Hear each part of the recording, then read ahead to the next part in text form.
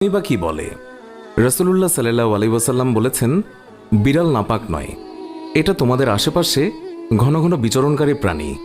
আবু দাউদ ৭৫, তিরমিজি ৯২। আল্লাহর রাসূলের প্রিয় সাহাবী আব্দুর রহমান রাদিয়াল্লাহু তাআলা আনহু তিনি জামার ভেতরে পোষা বিড়াল নিয়ে ঘোরাফেরা করতেন।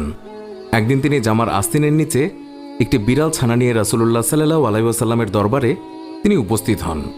সেই সময় বিড়ালটি হঠাৎ করেই সবার সামনে বেরিয়ে পড়ল।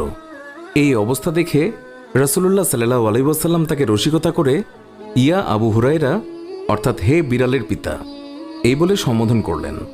এরপর থেকেই তিনি মূল নামের চেয়ে আবু হুরায়রা নামে বেশি খ্যাতি লাভ করলেন। আর সেই দিন থেকেই তিনি নিজেকে আবু হুরায়রা নামে পরিচয় দিতে তিনি বেশি পছন্দ করতেন। আল্লাহর রাসূল সাল্লাল্লাহু আলাইহি ওয়াসাল্লাম তিনি যখন ওযু করতেন তখন নিজের ওযুর পাত্র থেকে বিড়ালকে